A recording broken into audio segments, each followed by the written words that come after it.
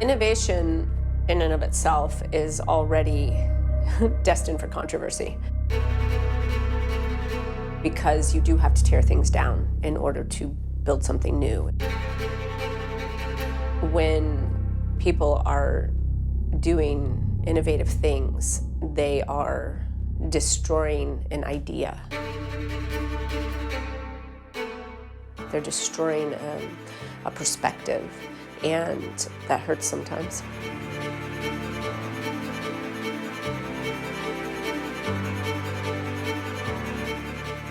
It takes a lot of courage to be able to move in that way, especially again and again.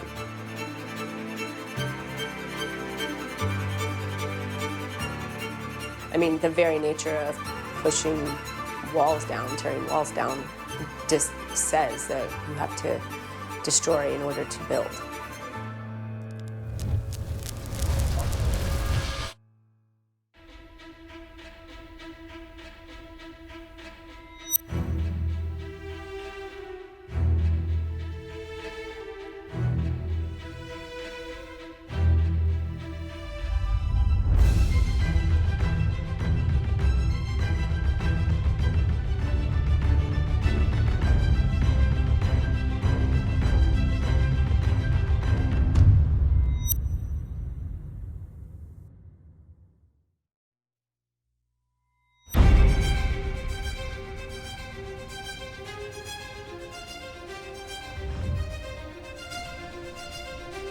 For a while now, Atlanta has been tearing down walls. 1864, Atlanta is burned to the ground. But that fire raised a spirit to innovate and create. Today, this spirit of innovation still lives across Atlanta's culinary landscape. The innovators of the food scene in Atlanta are doing it again and again. These innovators are contributing fresh, unconventional ideas to Atlanta's food scene. They are not afraid to break away from the normal and try something imaginative. They live on this edge that does not allow them to take shortcuts or an easy path. They are offering something completely new. So what does this city's culinary innovation taste like? My name is Taria Camerino. I am a classically French-trained chef, and I experience the world through taste. I'm in Atlanta to experience the fire of this city's culinary food scene. Imagine being in a city where you can't find a sense of home, right? You can't eat the food that you crave that makes you feel like home. That is what's driving Mia.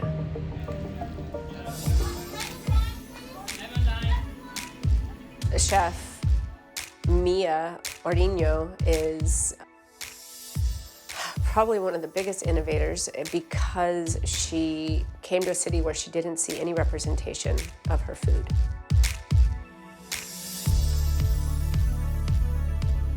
She never cooked before this, and she's cooking the food she learned to cook with her mother.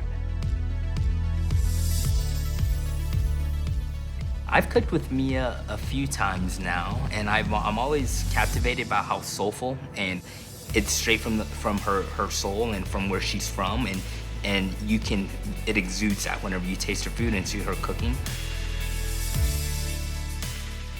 I cook by intuition, I cook by experience, but how I saw my mom.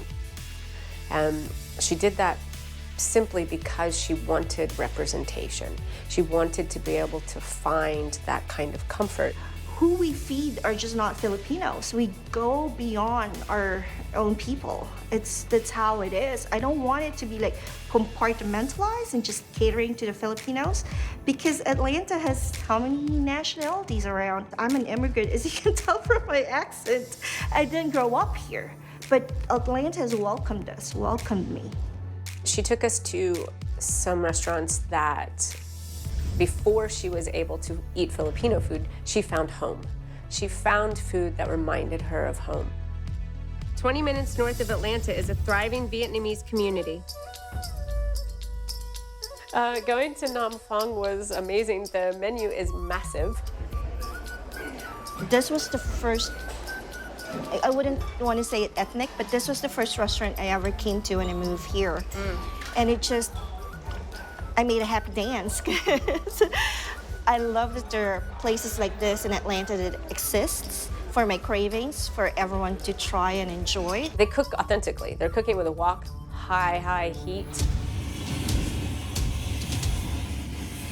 which for Vietnamese food is important. So it's fast, so it retains that freshness. She's not cutting back on the spices, the flavors, the texture, and she goes out of her way to find like little suppliers that can provide her to make it authentic and real. What's fascinating is that Atlanta has the third largest Vietnamese community outside of Vietnam. I don't think that many Atlantans know that. And eating at a restaurant that so completely cooks Vietnamese food, they're cooking for Vietnamese people, which I think is a testament, right? So if you're in there and everyone that's eating there is Vietnamese, you can probably be confident that the food is going to be spot on, delicious.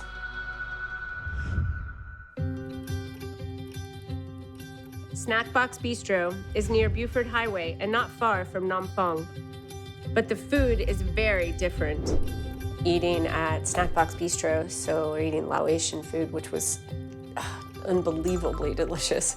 Yes, yes. I was gonna say, should we have like two sticks together? My God. One for you and one for me? So good. I hadn't eaten Laotian food, and so to know how distinctly they use the same ingredients that Thai, Filipino, Vietnamese, they're all using these same ingredients, but they tell that story in such a unique way. The rice, we like wrapping it in lettuce, and then if you want to kick it up a notch, then you put a chili in it, and then you wrap it and just put it in your mouth. So one of the things that I noticed is that they use both fresh and dried chilies on the plate, which isn't necessarily the most common thing to do. And that afforded that rich, robust spice, but then it had this fresh, vibrant element as well. The core of me still longs for the Philippines, and food is such a huge thing for us because we're so poor. Right. But that's one thing that we value. Like, no matter what your level of income or anything, we all eat with our hands. You can be like running a corporation in Manila, and at the end of the day, you still eat dried fish. You know, we still eat adobo.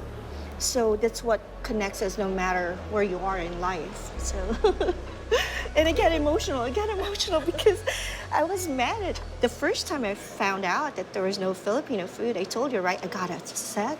She had to, and still has to, keep pushing herself. And then anger started coming in because why? No one ever dared, you know? And I said, I'm gonna do it. Am I be able to do it? I'm not even like a chef.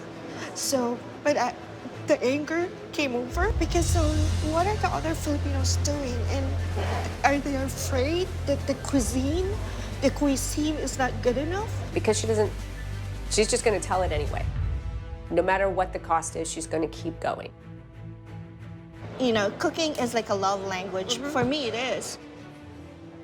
And it's an ode to my culture, my heritage. I give 100% for every dish. Yeah. I might be a little obsessive, but there's no halfway. I'd rather you taste a bit of my soul when you do that.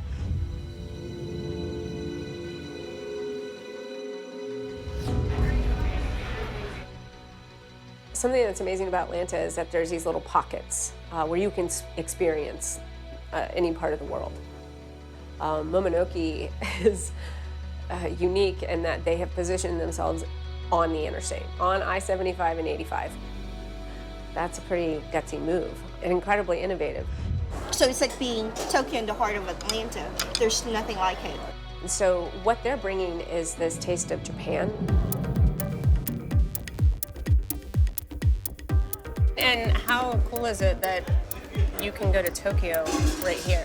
I've been to Tokyo, and This is such a similar way to eating. It's, affordable, which is, I'm surprised actually, like you can deliver this kind of cuisine and this kind of food on that price point. In Japan, business class is the working class. And so that's what they're feeding right there in Midtown. This is something that you can eat like on a daily basis and not break the bank. Right. And be healthy and fresh. I mean, that's the revolution right there, is that he's giving More accessibility. And the authenticity of the food that they're serving, they're not dumbing anything down. They're teaching people how to eat Japanese food in a space that could have been risky. So he's kind of setting himself up to be leader in the, this is gonna be really gutsy what I'm about to say, but I mean, he's leading the Japanese food movement in Atlanta. They were pretty sure of themselves to make that move because the view is literally of the interstate.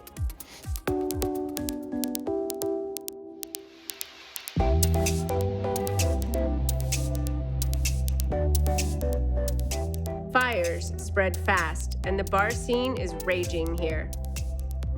And bartender Tim Faulkner knows it best. I think Tim Faulkner is one of the most innovative bartenders in Atlanta, specifically because it would be hard to spot his innovation. What he stays true to is the craft of it and of the caretaking quality of tending bar.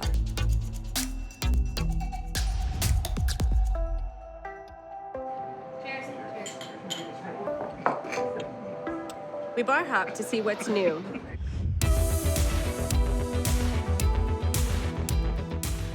We hit Cardinal, a bar that's part of the 3rd Street Goods Market in Grant Park, which gives this bar a speakeasy vibe.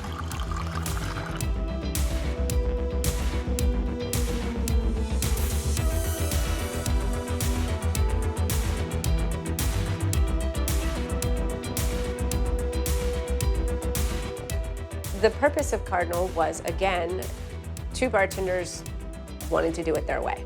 It's 2 women that own and run this, which is definitely, for Atlanta, I think that is pushing some boundaries. I don't know of another one, to be honest with you. Yeah. I'm not, it's been about 7 years since I've heard of a female-owned bar. Yeah. And what the ladies at Cardinal have done is they opened a market, 3rd Street Goods, so that they could have access to the foods that they were accustomed to when they would work in restaurants. They developed relationships to farmers and chefs that they wanted to be able to replicate their passion. And the market I don't think they extricate. I think that the 2 are inextricably tied together. Okay. Like the market and the bar. Yeah. It's the same mode for both and the same inspiration for both. You can't have one without the other. That's pretty much what it was, is they wanted to tell their unique story, what was important to them. Then there are places that aren't just doing it their way, but they're burning down those boundaries, those walls, those bridges. They're creating a space that doesn't exist yet. 8 Arm is a place that is constantly changing. At the moment, the restaurant added a one-of-a-kind bar. You won't find a drink menu here, just a bartender who will fashion the perfect cocktail.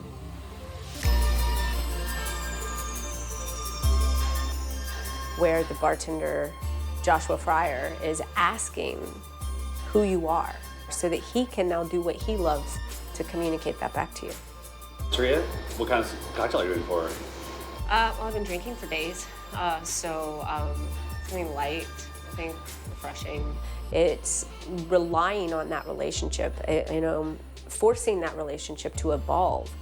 And I think in far as Atlanta goes, this is like the pinnacle of curation, Right.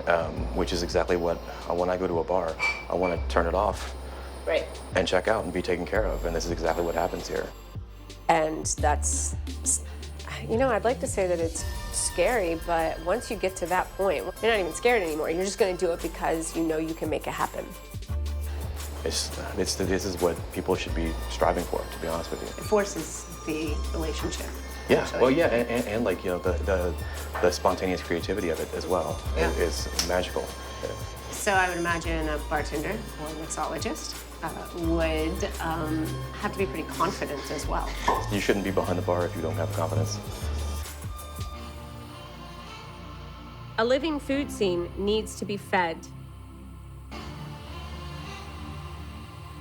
And here's one man who's feeding it. Chef Ron Su is incredibly humble. He actually moves in a space that is so innovative that I don't think he knows he's there. He is, the second generation of Asian chefs grown in Atlanta. He left home to go to New York, worked with Eric Ripert at Le Bernardin, has beautiful technique. It's a milestone for Atlanta to have that level of technique and that level of international sophistication. He takes me to Wee Suki Suki, which brought cuisine from around the world to the artistic neighborhood of East Atlanta Village. We're not about being fancy, we're about being real. So Quinn opened this, and by her moving into that neighborhood, she was able to show other foods that you could eat and you could afford. And after that, it's just blossomed. It shifted the consciousness of the food scene in the East Atlanta. Chef Ron and I chat over banh mi. You've taken a big risk opening the style of restaurant that you've opened.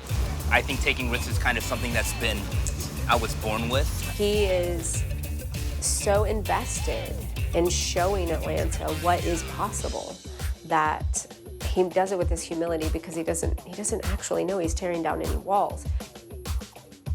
I think a tasting menu restaurant is pretty risky in any market, right, especially in Atlanta, being that historically tasting menu restaurants haven't been very successful.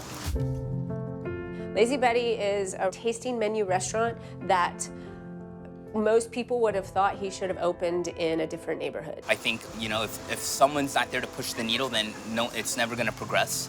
And it's not that Atlanta's like in the dark or like in the Stone Ages, but if someone needs to be there, kind of pass the baton to the next generation and showcase what Atlanta really has. It's so important to him that this is available to the community, that he's not going to a neighborhood or a part of Atlanta that is exclusive. He's put it smack in the middle of a family neighborhood on a very busy road next to a rock climbing gym. And he's saying, see, everyone should be doing this.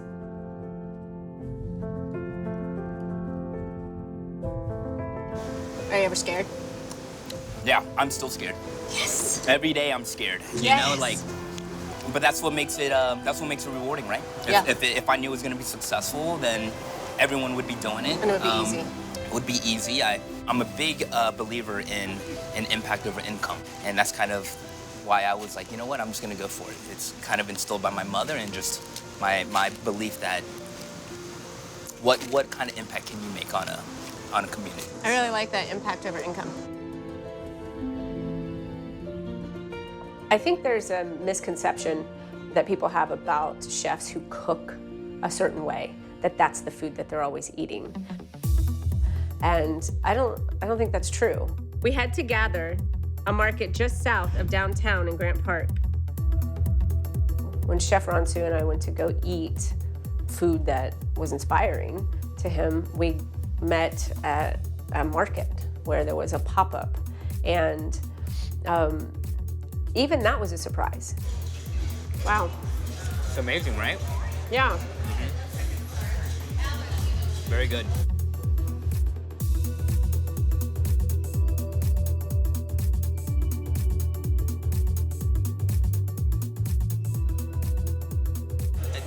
Now that we're kind of in this new age of cooking where you see all these, these up-and-coming chefs doing pop-ups, I find it so great because I kind of equivalent pop-ups to just being that struggling artist where you're trying to find a studio to portray your work, and what better way to kind of push the envelope forward and give a voice to these chefs that don't have a voice yet. Right. Yeah.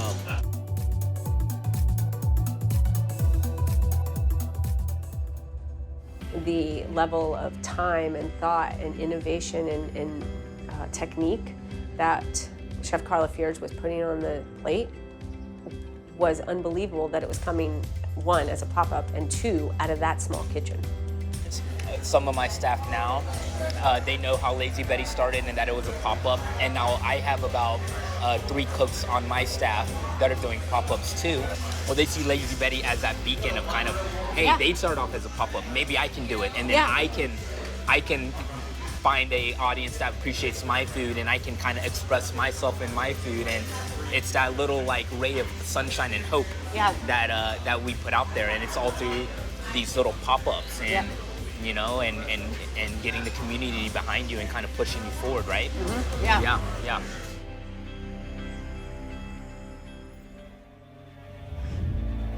If you're an innovator, you are already showing that you don't have any rules to go by. That's real scary because there's nothing to say yes, no, good, bad. All of that is torn down. You're starting off with this completely blank canvas. And to not have any rigid thoughts about something is a frightening thing. That scares people. And most people will choose the rules because it's easier. Moving into cooking or making cocktails with no rules at all, you're just listening to what needs to be done, that's really risky. So I've tasted Atlanta's innovation. I've experienced the fire. But what does it look like for these 3 to come together and cook it?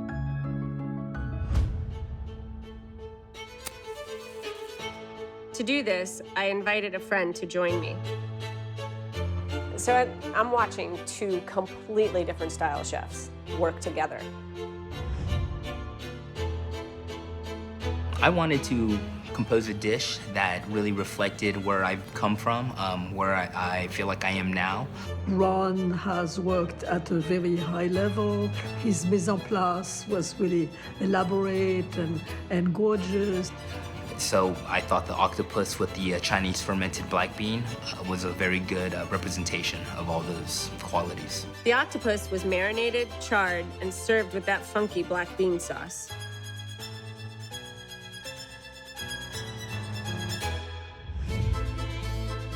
And Mia, even though she did select the pieces of meat that would be it was more of an immediate as opposed to a refined through a sensibility.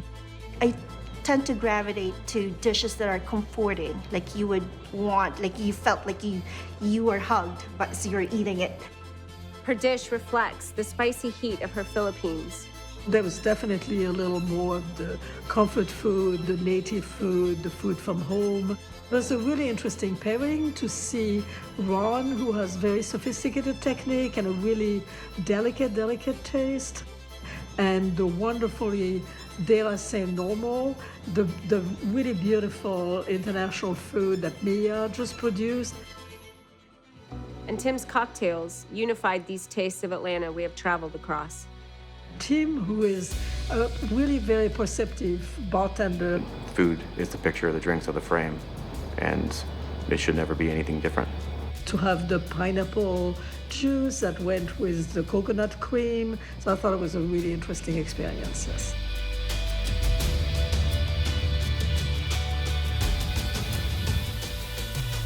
In the end, we find a fire fueled by unrelenting passion to create and share something new.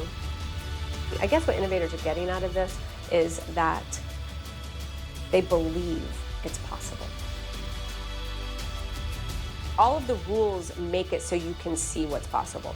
As an innovator, and you've removed all of those rules, what you're showing is that it's possible to achieve more than what you've been told. And it's these up-and-coming innovators that continue to fan the flames of Atlanta.